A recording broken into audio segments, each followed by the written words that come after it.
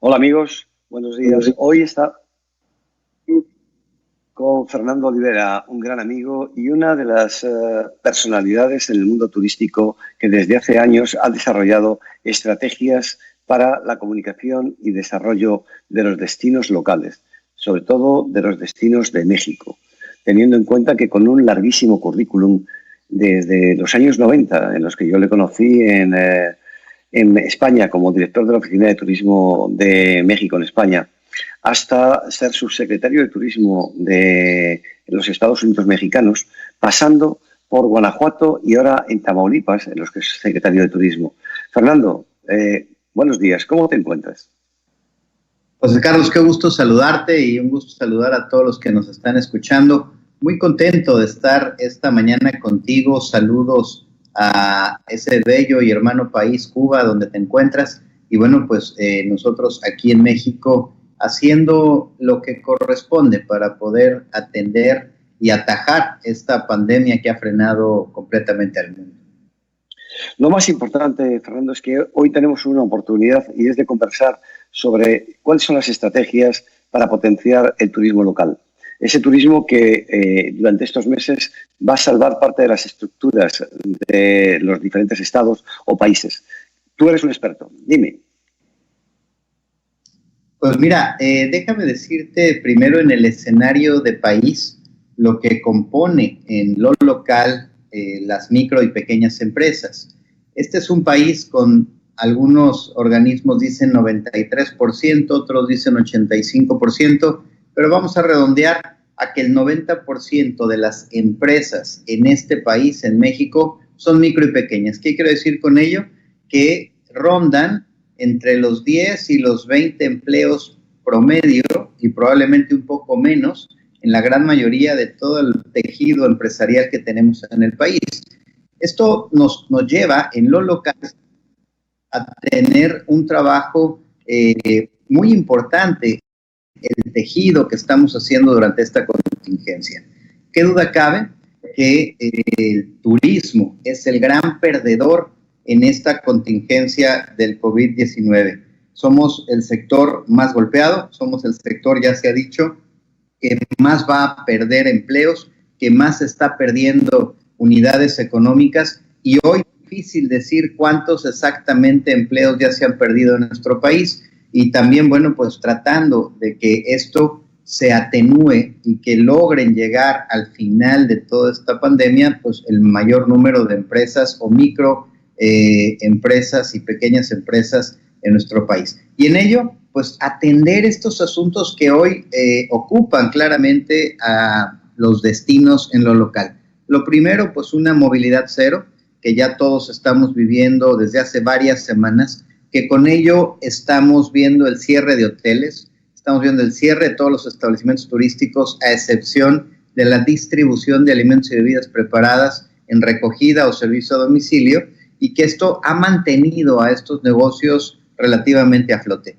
¿Qué estamos haciendo desde los estados? Pues estamos trabajando ya desde hace varias semanas en un proceso de varias etapas. Una de ellas fue primero pues ese reconocimiento, como lo hizo nuestro gobernador Francisco García Cabeza de Vaca, de prontamente decidir que esta pandemia era una realidad. Hoy pareciera una obviedad decirlo de esta manera, pero el 16 de marzo en México fue el estado de Tamaulipas el primero en cerrar las playas públicas de todo el estado. No había ninguna playa en el país sido cerrada y Tamaulipas el 16 de marzo toma la decisión de cerrar sus playas, de anticipar el cierre de escuelas, de tomar esto pues como una situación que iba a considerarse muy seria en el estado de Tamaulipas y estos diferentes esfuerzos que el gobernador nos fue apoyando hoy permiten que Tamaulipas sea uno de los estados con menos contagio y con una curva muy plana. Pero sí, por el otro lado, el haber cerrado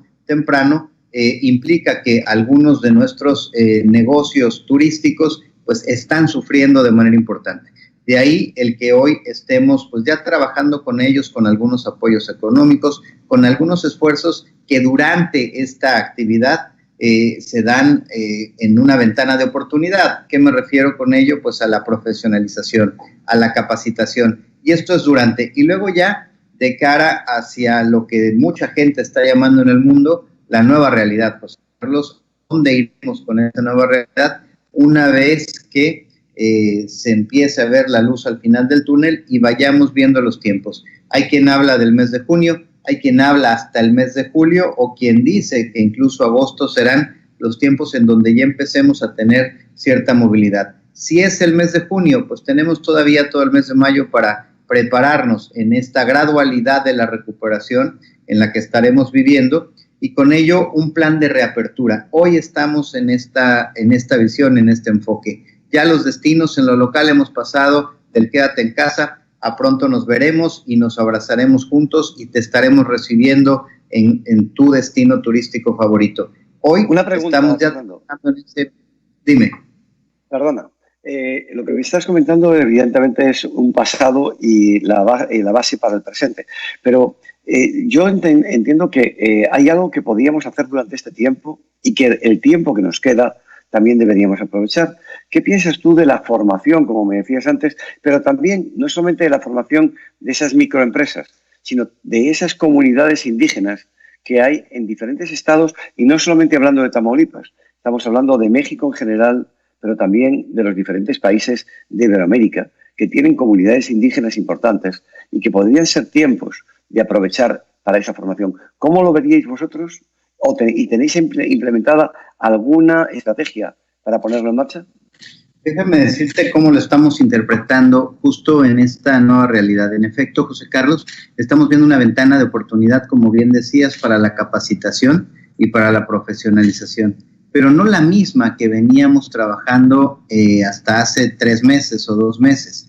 Estamos viendo que hoy hay una sensibilidad distinta hacia lo sostenible, hacia lo original, hacia lo propio, y me parece muy oportuno lo que dices de las comunidades indígenas latinoamericanas. Ellas son las que también, así como las micro y pequeñas empresas, las tenemos que poner en el eje central de nuestra recuperación. Ahí estamos trabajando en diversos de profesionales, pero también de valor de la distribución turística en diferentes sentidos. Uno de ellos en la proveeduría. Estamos viendo que muchos de los negocios turísticos en los destinos turísticos principales de los estados, si hacíamos un análisis de del porcentaje de insumos que se adquirían, no llegaban al 15% de proveeduría local. Esto hoy, en una nueva realidad, como la estamos viendo desde lo local hacia lo regional y hacia lo nacional y después a lo internacional, está creando una corriente de localismo ante un mundo que era global. Hoy estamos volteando hacia lo local y estamos queriendo desarrollar en comunidades pequeñas esos proveedores que serán el mayor número de nuestros proveedores. Estamos trabajando con los establecimientos turísticos para que el porcentaje de proveeduría en cada uno de los destinos turísticos de Tamaulipas supere, si es posible, el 50% de esta proveeduría, y capacitando desde la cadena de valor del suministro. Y por el otro lado, sí, estamos trabajando un programa que se denominará Conoce Tamaulipas, para que el mayor número de destinos y de municipios estén integrados en rutas turísticas, que el primer día que podamos salir estemos listos para poderlos llevar primero a las y los tamaulipecos moviéndose por el estado, porque la movilidad será un tema fundamental. La movilidad carretera, el turismo carretero será el primero que se reactivará, los autobuses de autotransporte o autocares de autotransporte público, y ya más adelante, en algunos meses, la movilidad aérea. Ahí estamos trabajando también para que estas rutas turísticas lleguen y toquen el mayor número de puntos de comunidades, y que estamos coordinándonos con ellos a través ya de cursos en este momento para convertirlos en verdaderos destinos turísticos, y ese peso que se va a distribuir caiga en el mayor número de municipios y sea más rápida la recuperación al tiempo. Estamos viendo un mundo en el cual seremos entonces un turismo mucho más sostenible, pero más solidario, sin duda. Esa será una de las palabras más importantes que veremos en el arranque del segundo semestre del 2020, si ya empezamos a tener movilidad, en la búsqueda de valores únicos, eso como uno de los temas fundamentales para diferenciarse y ya no solamente por lujo, y ya no solamente por la infraestructura instalada en términos de hospedaje, sino también en el valor único que podremos nosotros demostrar. Y algo que es muy importante que estamos evaluando es gente hablándole a gente. Ese uno a uno que estará en un servicio personalizado, en una atención local que está buscando hoy el nuevo turista post-COVID. Y una cosita que es también fundamental, ¿no? Estamos hablando de todo lo que va a ser el post-COVID, de cómo estas comunidades pueden entrar en el sector turístico, porque no estaban dentro de él, pero no hay dinero. Hay 3 meses o 2 meses y pico que van a ser al menos de falta de ingresos. Y aparte hay una tramitología de licencias de sanidad. ¿Cómo se está preparando desde el punto de vista legal y desde el punto de vista social apoyos para que se puedan abrir estos negocios con más facilidades de las que había hasta ahora? Aquí hay 2 temas, como bien lo planteas. Uno es el sanitario o higiénico y el otro es el normativo para la apertura de negocios. Afortunadamente, lo que estamos haciendo nosotros ya desde este momento son esos diagnósticos en donde junto con las diferentes autoridades de la Secretaría de Salud estamos revisando estos lugares y generando buenas prácticas para que en el momento en el que podamos nosotros ya salir adelante, ellos ya estén listos con estas buenas prácticas sanitarias. Estamos hablando también de los tiempos de la reapertura en las capacidades de carga que serán permitidas. Hoy todavía en México no se emiten los protocolos de capacidades de carga en los espacios públicos. Como entiendo, en España ya se están publicando para las próximas aperturas. Nosotros vamos unas semanas atrás todavía en el proceso de la reapertura de Europa y estaremos atentos a que nos digan, por ejemplo, en Playa Miramar, en Ciudad Madero, en el sur de Tamaulipas, pues tenemos una playa, tú la conoces, que tiene Semana Santa, por ejemplo, que la perdimos en este 2020, pero días. ¿Qué va a volver a suceder en el futuro para la capacidad de carga de estos destinos? ¿Tendremos que recibir solo a 50,000? ¿Tendremos que recibir 10,000? ¿O tendremos que recibir 150,000? Esas nuevas capacidades de carga nos van a permitir ser respetuosos de las normas y entonces sí modelar. ¿Qué va a suceder? Bueno, pues lo estamos viendo en muchas estadísticas globales, José Carlos. En efecto, la gente, el 74% de la gente dice: yo quiero salir de inmediato a otro destino. ¿Por qué? Porque llevamos muchas semanas recluidos. Pero, bien es cierto, va a hacer falta el recurso económico. Por eso, entendemos claramente que las distancias que se recorrerán en estos primeros meses post-COVID serán distancias cortas, serán destinos relativamente económicos y habrá otra línea por arriba que será la de lujo, que esa será inelástica a precio y que tendrá capacidad de gasto. Pero también hay que decir otra cosa, José Carlos, ¿no? Económicos están siendo. Vemos cómo también hay sectores que inclusive están logrando ventas por encima de su pronóstico del 2020, 150, 200 y 300%. Me refiero a sectores como la salud, como el retail y algunos otros que están teniendo una ventaja ante este fenómeno de la pandemia y que habrá que atender también en esos mercados, en esos nichos, para generar una demanda que se pueda mover. En este mismo sentido, nosotros pues estamos, como te digo, diagnosticando en estas rutas cuáles van a ser los prestadores de servicios y crear esos prestadores de servicios en aquellos destinos donde no se da de manera formal el turismo, para que primero de manera sanitaria estén listos a través de buenas prácticas en las próximas 6 semanas y por otro lado en la apertura rápida de empresas. Pero también estamos evaluando cómo algunas empresas tendrán que cerrar inevitablemente y que cierren pronto para que luego los mismos de inmediato generar empleo, porque el empresario seguirá generando empresa post-COVID, porque esa es su naturaleza, y habrá que apoyarlo para que rápidamente pueda generar esas plazas laborales que se vayan a perder. Eso es importante, Fernando, pero yo también hay algo que viví hace muchos años. Tuvimos el A1N1,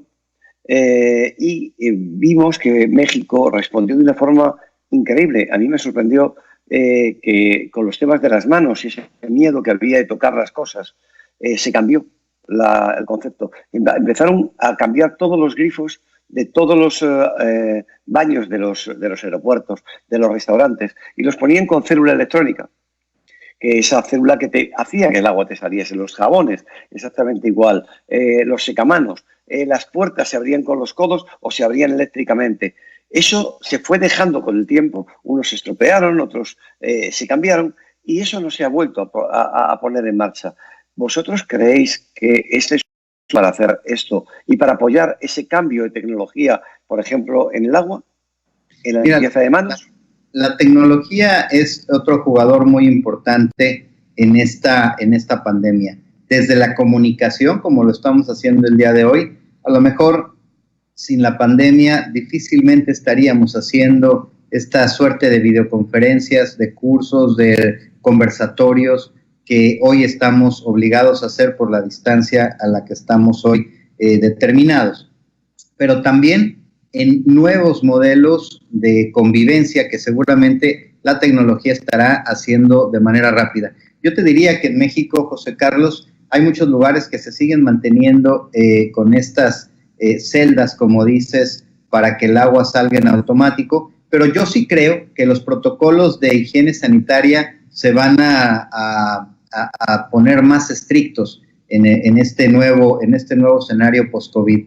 Y ahí, por ejemplo, yo creo que la Secretaría de Turismo y la Secretaría de Salud, como bien decías, en el H1N1 hace 10, 11 años, pues creó una certificación que se llamó Punto Limpio en aquella época, y hoy deberá de generarse en los nuevos protocolos de este Punto Limpio, que hablará de requisitos de infraestructura mínima, y con ello me refiero también a equipamiento en aquellos espacios turísticos, los baños de los paradores turísticos, de las estaciones de gasolina, de los hoteles, de los restaurantes. Estos son un tema crítico que antes y después del COVID serán uno de los asuntos delicados a atender en materia de higiene, pero también en el contacto persona a persona en cualquier punto de interacción en el turismo entre un prestador de servicio y entre un turista. Sí, definitivamente en el tema del agua, pero también en el tema de cualquier contacto, porque estamos hablando de menús en los restaurantes,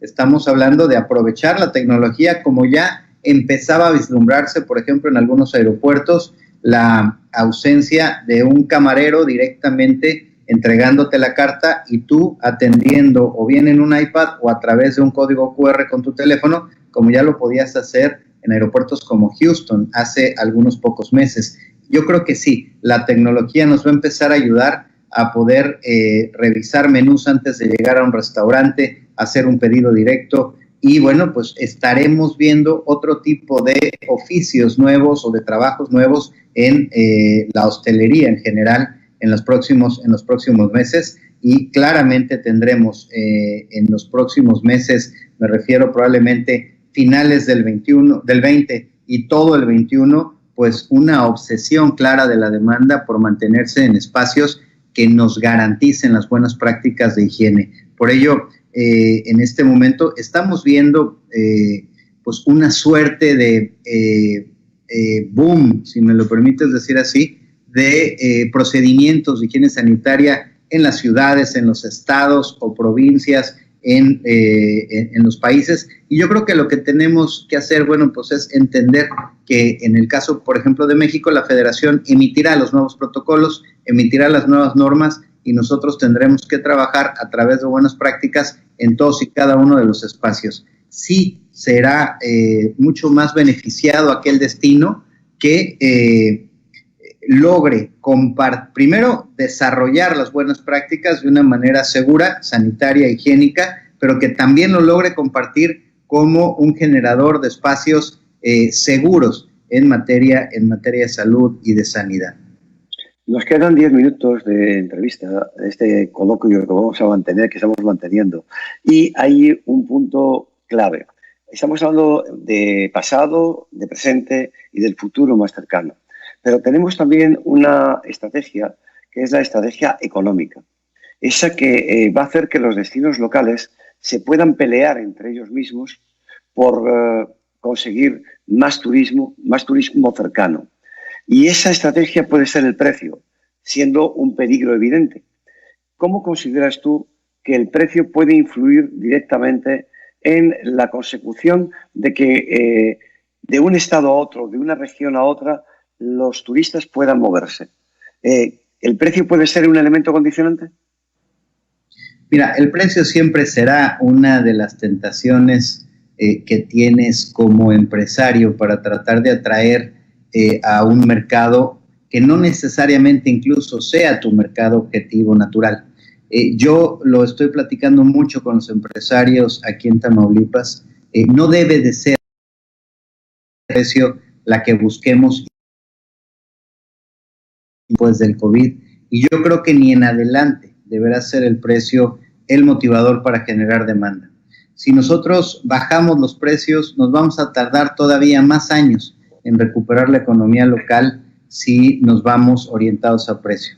Creo que los precios antes del COVID en destinos emergentes como el nuestro, en destinos como Latinoamérica en lo general, sin hablar del lujo, que eso tiene otro tipo de atención, los precios eran razonablemente buenos en Latinoamérica, en México y particularmente en Tamaulipas. Sí creo yo que tenemos que empezar a buscar una colaboración competitiva. Veníamos trabajando en una competencia punto a punto en el caso del turismo regional. Creo yo que es momento para empezar a generar esas sinergias que le den valor añadido a la vacación de cualquier grupo de interés. Y en este sentido, darle valor implica estáticos en un solo destino, en distribuir la riqueza a través de la suma de experiencias de valor en la relación calidad-precio correcta. Yo no estaría nunca de acuerdo en que hacer descuentos y rebajas vaya a ser la manera de recuperar. Te voy a dar un ejemplo. Como bien lo decías hace rato, aunque a mí me regalaras una vacación en un destino de lujo y yo no tengo en este momento recurso, de todos modos tendré que hacer algún gasto del cual no seré capaz de sufragar. De tal suerte que si yo me puedo mover, me podré mover en mi capacidad de gasto, pero en este sentido el establecimiento que juegue a guerra de precios también va a perder, porque sus márgenes se van a cortar, y en este momento lo que necesitas no es el día a día para subsistir, sino empezar a generar otra vez una masa crítica económica de riqueza, lo que estás dejando de pagar incluso en este momento durante la época del COVID. Están muchos negocios generando adeudos o de renta o de algunos impuestos o incluso con proveeduría para después, en la promesa de una recuperación, ir cubriendo sus gastos. Este es el día a día de un empresario pequeño y ahorita está haciendo esas negociaciones. Es cierto que a muchos empresarios locales hoy ya les disminuyeron al 50% la renta del local o completa por los próximos 2 meses, pero en el tercer mes hay que pagar el 100% de esa renta. Ese gasto se va a ir acumulando con los demás gastos que puedan irse quedando en este momento, o los créditos que están tomando con los gobiernos a tasas preferenciales, pero que en 3 o en 6 meses habrá que empezar a pagar. Eso no se va a quedar en un limbo, se tendrá que pagar en los créditos, y guerras de precios lo único que va a permitir es acortar márgenes, porque los costos seguirán siendo los mismos, a menos de que estemos haciendo de cualquier manera como lo queremos trabajar ahora, procesos. Pero de cualquier manera habrá un costo de operación y habrá un margen de utilidad, que ese es el que hay que tratar de conservar. Tamaulipas es un estado para muchas personas fuera de México desconocido. Sin embargo, es un estado con unas playas espectaculares, donde la gastronomía tiene un valor potencial, sobre todo en productos del mar, también muy importante. Y creo que tú eres un experto precisamente en la potenciación de destinos desde el punto de vista gastronómico. Desde que la Academia Iberoamericana fue una de las que inició por una presentación tuya, precisamente a Guanajuato, el estado en el que tú eras secretario de Turismo anteriormente, y presentaste la candidatura para que fuera capital iberoamericana de la gastronomía. Tus logros fueron espectaculares y el camino de Guanajuato como un destino presentado gastronómicamente fue increíble. Digamos que Tamaulipas podría seguir este mismo camino.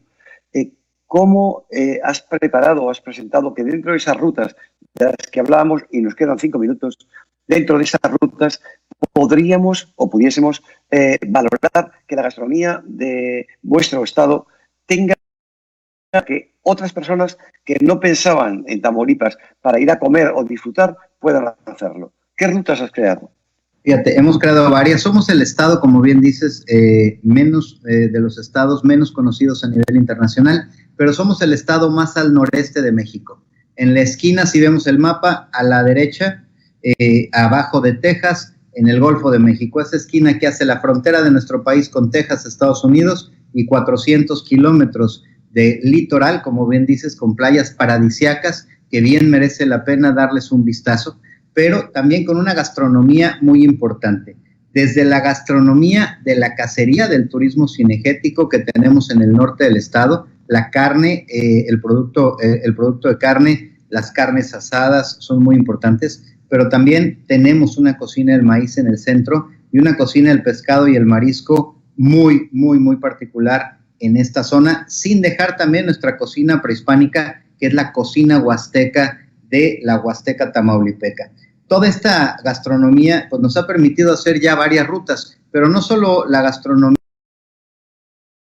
sino también tenemos 2 denominaciones de origen, José Carlos, el tequila y el mezcal. Entonces ya estamos trabajando la ruta del tequila, estamos trabajando la ruta del mezcal, estamos trabajando también en un tema muy importante del que no hemos hablado hoy, que son los objetivos del desarrollo sostenible, donde nosotros al 2030 ya estamos trabajando con algunas de esas premisas, no solamente de empleo, de hambre cero, sino también de la acuacultura, que será la alimentación del futuro solidaria y el aprovechamiento de nuestros mares o de nuestras costas.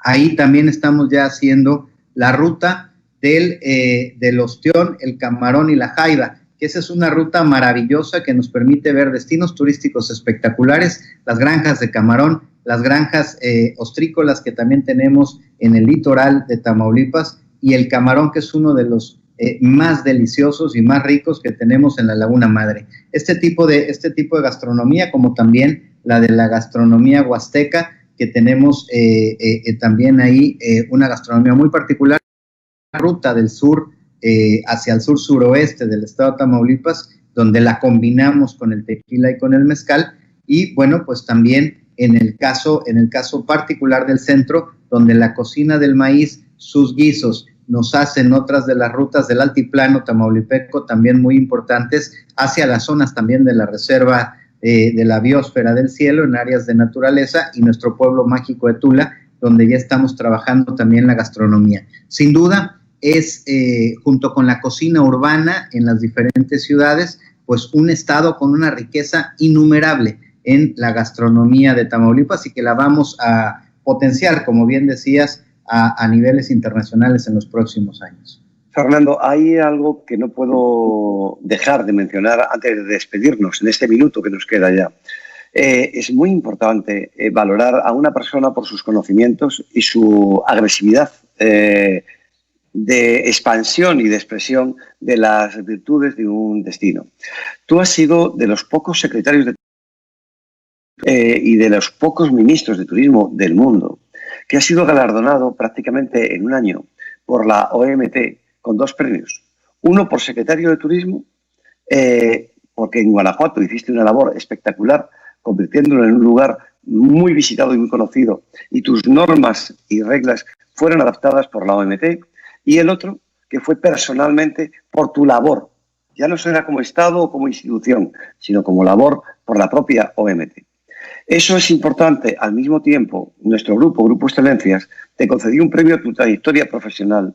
Para nosotros es un orgullo poder contar con personas como tú y, de verdad, esa es la forma y la base de esta despedida, de este conversatorio que hemos mantenido. Nos quedan muchas cosas en el tintero. Estoy seguro que me encantaría poderte tener de nuevo con nosotros y estoy también seguro que podremos puntualizar ya lo que va a ser el futuro, porque al final el tema que nos tocaba hoy era de cómo los destinos locales.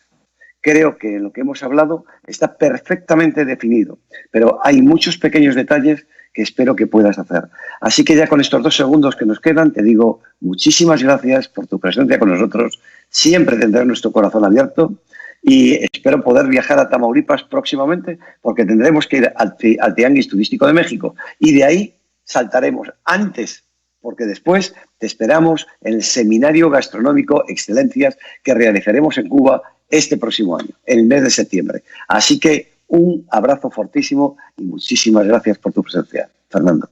A ti gracias, José Carlos. Siempre ustedes muy amables con un servidor en el grupo Excelencias. Y como bien dices, nos queda todavía una estrategia de promoción por contar, que esa es la que se nos quedó pendiente para una próxima oportunidad. ¿Cómo vamos a salir los destinos en la promoción una vez que termine esta época del COVID? Seguramente nos veremos, como bien dices, post tianguis a finales del mes de septiembre, por allá contigo. Aquí estarás recorriendo estas maravillosas playas y estos grandes destinos de Tamaulipas, como le hemos nombrado, la sorpresa de México. Muchas gracias.